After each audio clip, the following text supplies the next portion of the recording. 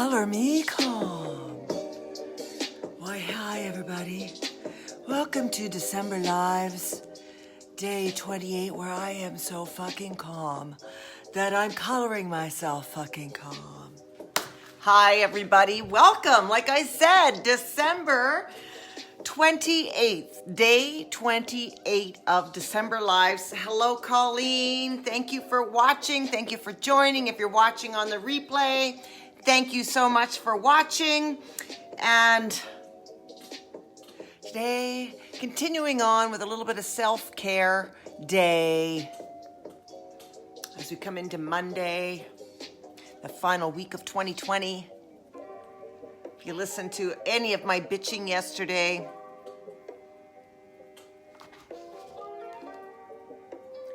color me fucking calm. That's right, my friends. We're going to do a little coloring today. No, I'm not going to make you watch me color for half an hour. Just because I make you watch me color and do Christmas crafts doesn't mean I'm going to make you watch me color for 30 minutes. Or maybe I am. I'm going to color a little bit. I think maybe I'll end with another Christmas story because I don't care what y'all are saying. I don't care if you ripped your tree down on Boxing Day or if you ripped it down 10 o'clock Christmas morning. I still got a tree up. I still got fire.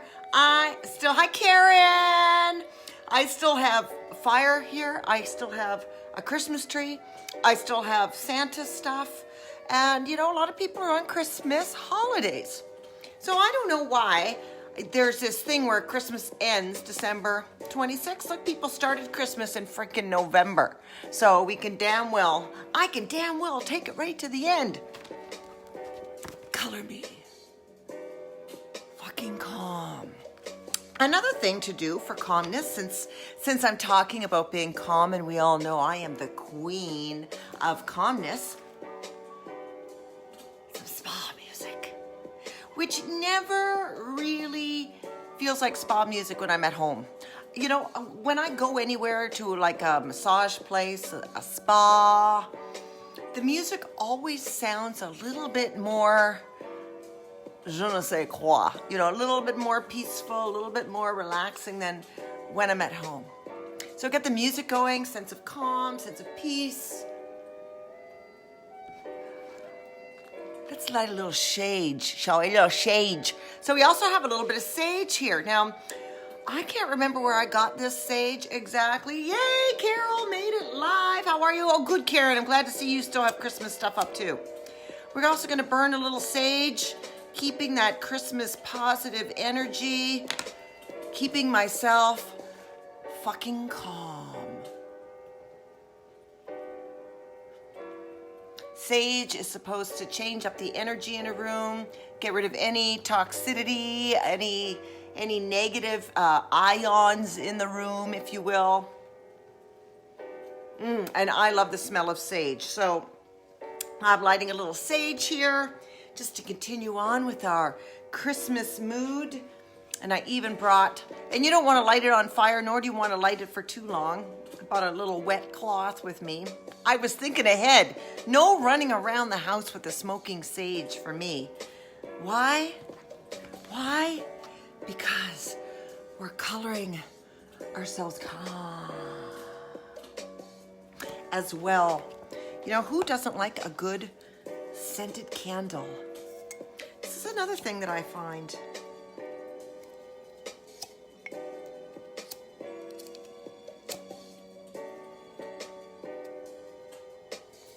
Moment.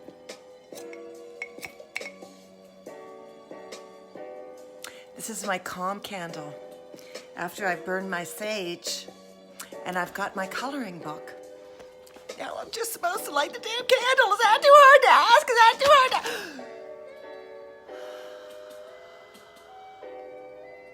I'm not going to get the fact down that I can't light this candle. Here we go. Third time's a charm. Third time's a charm. Here we go. Here we go. Here we go.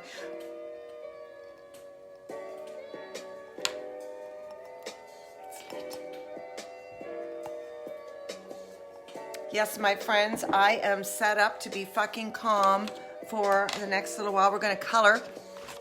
Now, you might think I got that for Christmas, but I didn't. I got it actually a few months ago. My friend Al bought it. See, I've already got a few things colored or started. Look at that. And what does that say? It says, whiny bitch. Where? And we have, what else did I do here? Oh, I started coloring, and we can continue to color. I started shithead here. Shithead was started. I colored, is that Santa? That can't be Santa. If it's Santa, no. That could be Santa. He says, cut the shit. Cut the shit, hey? Cut the shit. Oh. Ever think of that fucker? See, so, you know, I've colored in here. Talk to the fucking hand. Talk to the hand. So, as you can see, I've colored myself calm many times. Oh, yes, I'm the bitch, just not yours. Makes me feel good to say that out loud. Oh, I started this elephant. Do I look like someone who gives a shit? Ooh, so maybe I will, maybe I'll just continue coloring on the elephant. Do I look like someone who gives a shit? But, you know, there's kind of says, Simon Says, go fuck yourself. Like, is that pleasant for a Christmas special? How's everybody doing on this Monday, December 28th? Stephanie McPherson's in the house. Do I look like someone who gives a shit? Shh. It's calm. It's color me fucking calm. Now, I unfortunately didn't bring a, oh, right, that's gonna go. Okay. Why don't I turn like this for a moment and I'll just color on my lap here. So I'm just gonna color for a few minutes, and really the coloring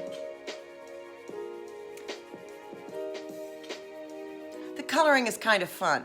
I often in my early days of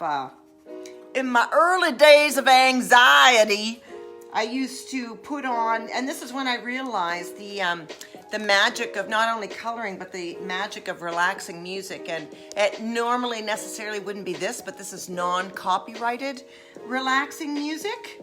But I would often just put on some YouTube relaxing music and color. And you know what? It actually works. That whole thing that they say about coloring, I don't know whether it calms down the, it calms down the nervous system, and it, it makes somebody feel good. It makes you feel good. I think it gets the left brain and the right brain working together somehow. Really not quite sure how that works. I'm not sure how that works because I am not a scientist. I know you thought I was, didn't you? Yeah, no, not quite the scientist, but. So, so today was Monday. I woke up, I actually thought I would start watching The Social Dilemma because I've been very intrigued on that because, of course, as I continue on my professional journey, Facebook is a part of my world. Obviously, I'm right here. Not only is Facebook a part of my world, but Instagram, and all of us are relying more on technology than we ever did before. And I started watching The Social Dilemma, and I went, you know what? I don't need to know all this right now.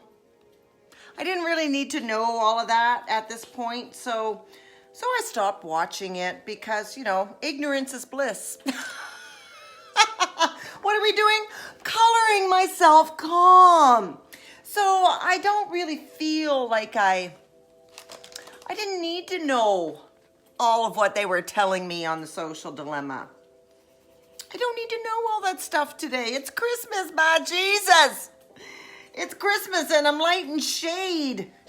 I'm lighting sage and scented candles like God, I don't need to know that people are spying on me, and I know everything's fake. I know.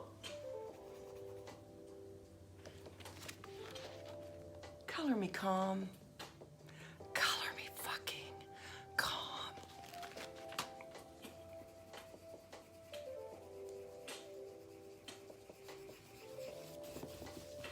So yeah, I turned that off after about an hour. They had very important people from social medias talking about all this stuff. And see how I can't even let it go?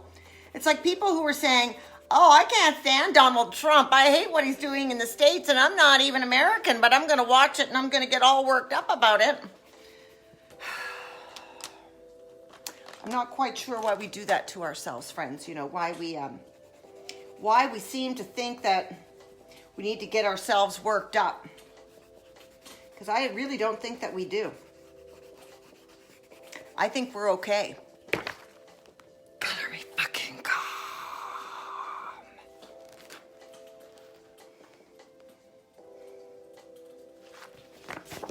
Does this look calm? Does that look calm?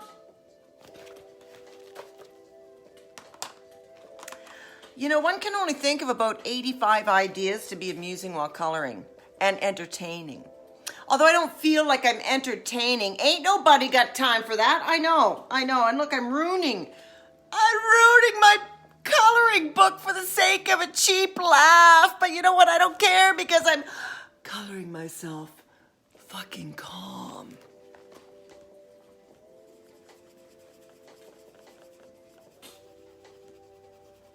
Actually, I'm just coloring circles all over here.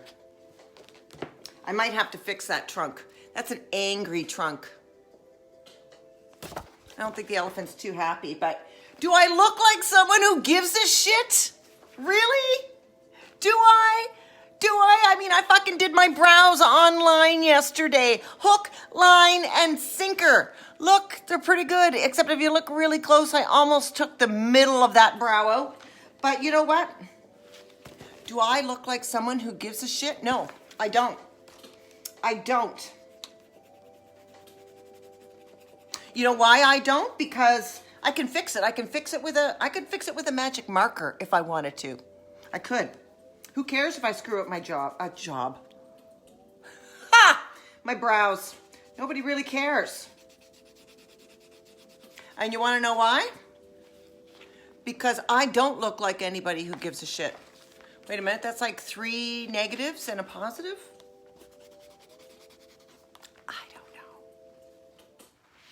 Oh, elephant. I'm going to call this elephant Charlie, and I'm going to apologize to him for being the brunt of my poor, sad joke of being calm. Oh, what are we doing tomorrow, you've asked? Well, let me tell you what we're doing tomorrow. I have a special request. I know, I have a special request, and I'm going to do it. We're going back into the kitchen, and I am going to make a famous Nova Scotia dessert for us tomorrow, and I cannot wait. I have never done this dessert myself, except maybe like 30 years ago, if that. Hold on, I know you want to know. Keep your drawers on, keep yourselves fucking calm. We're making Nova Scotia blueberry grunt. Not blueberry barf like my father used to serve us. Blueberry grunt. I know. We Nova Scotians and our names for stuff. Hi, Colleen. I am making a blueberry grunt tomorrow. It's basically blueberries, kind of like blueberry dumplings, if you will. I know, crazy times. I'm kind of just liking the elephant done up like that. You know, again, when I kind of broke through when I took my paint by number dog painting and just went to town with it. There's a freedom in coloring outside the lines.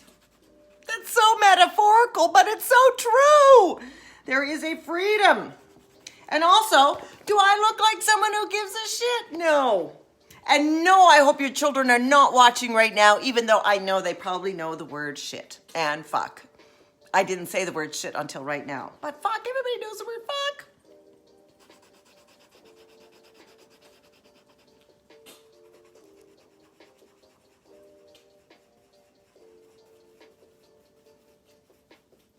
Are you tapping your screen? Are you going, is she frozen?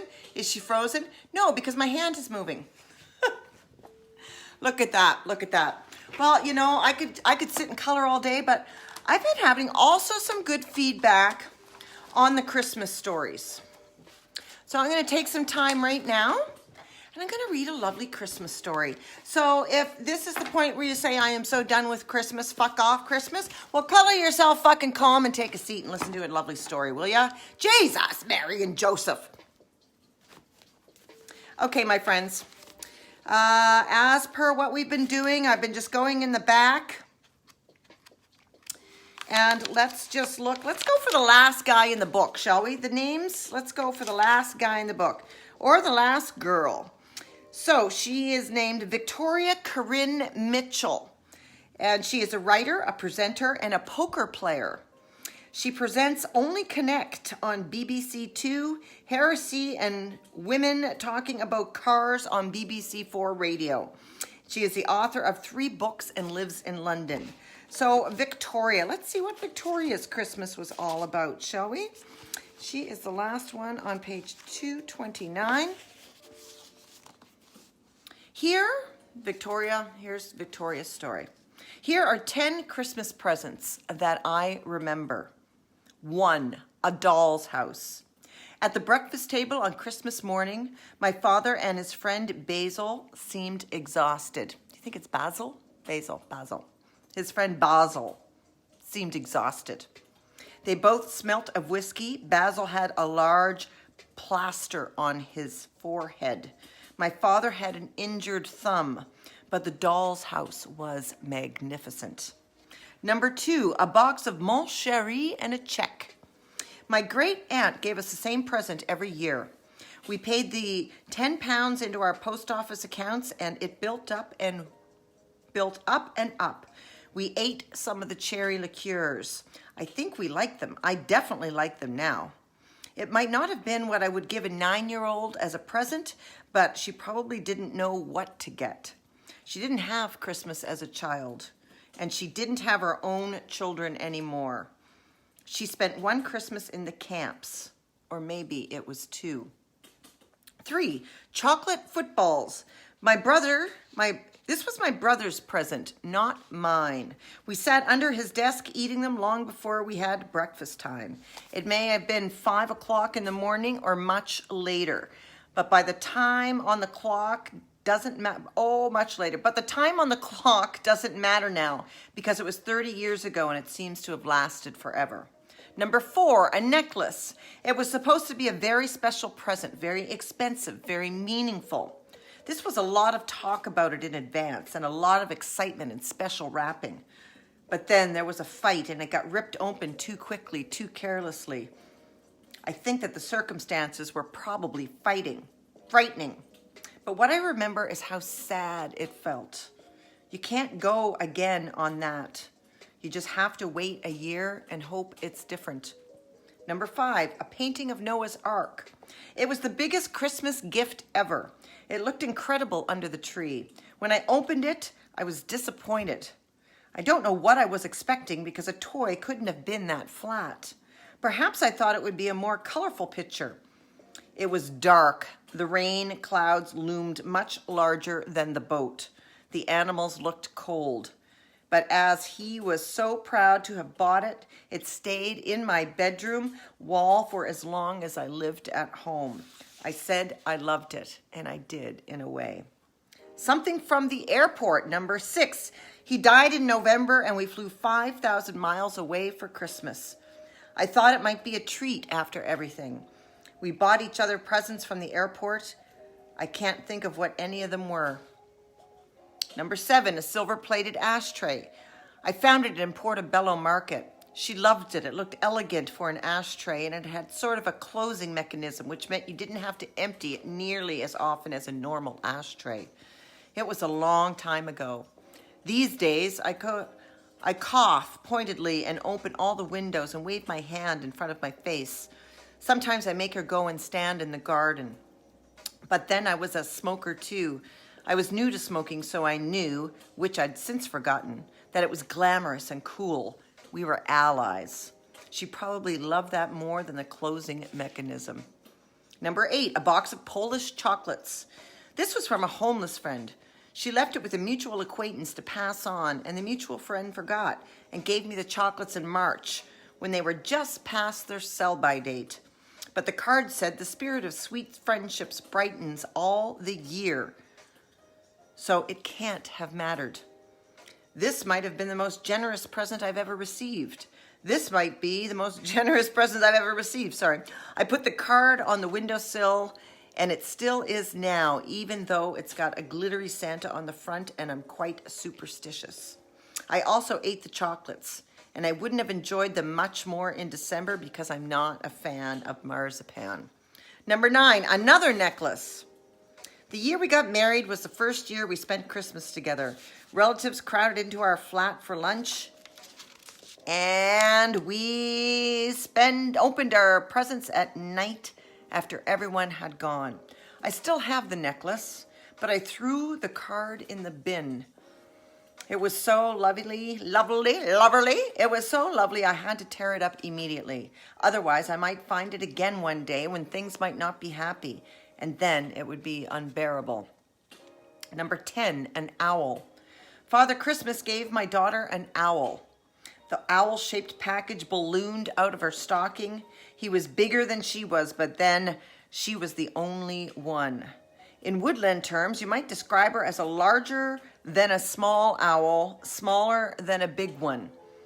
As we helped it out of its paper wrapping, she hooted in greeting, "Please, God, may all her Christmases be safe and consistent."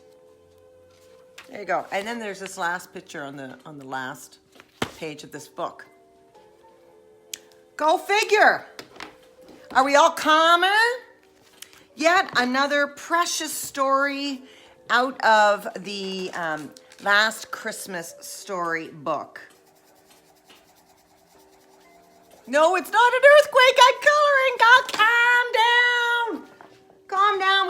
We have a few more minutes left in this episode of December Lives. I know. Remember when I was joking how, God, going live for 31 days, like I couldn't have picked a shorter month than 31 days? It's the friggin' 28th. I'm not sure where time is going. I know we're all headed into 2021, and it's great. I'm thrilled. You know, I'm calm about it, and I'm saying calm because I'm channeling some sort of inner Newfoundlander that's in there somewhere. Oh, right, I can't color on this. I can't color on the surface. So if you missed the big announcement, I am doing Blueberry Grunt tomorrow. Jesus, that hand. Look at that hand in the background. Ow, ow. I'm going to be doing famous Nova Scotia Blueberry Grunt, which is basically, okay, buddy, thank you for building the fire. Ow! It doesn't take much to entertain me these days, my friends. Blueberry Grunt, tomorrow in the kitchen. Blueberries cooked with dumplings, and literally it's cooked. I'm going to cook it on the stove top, and I put the dumpling mixture in the blueberries, and it cooks. And the grunt is because the blueberries, I think that it's because the blueberries make noise, or the dumplings make noise, or something makes noise. I can't quite remember. But it doesn't matter. And you know why it doesn't matter? Because do I look like someone who gives a shit? What have we done today? We've colored ourselves fucking calm.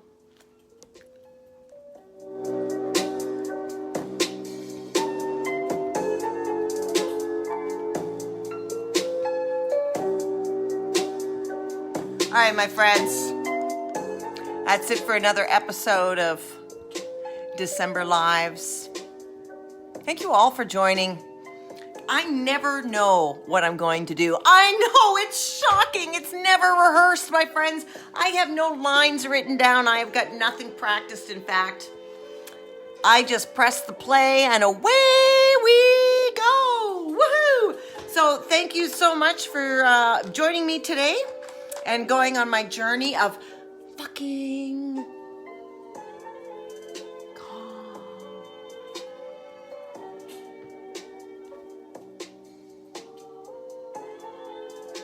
Okay, I can play around all day. Tomorrow, Blueberry Grunt. I'm just gonna check the time, see what works for me, and I will post it in above. And I'm gonna finish coloring my little my elephant, and I'll post that too. Thank you so much for joining in to day 28. Let's zen out together, shall we? Gotta have the overbite.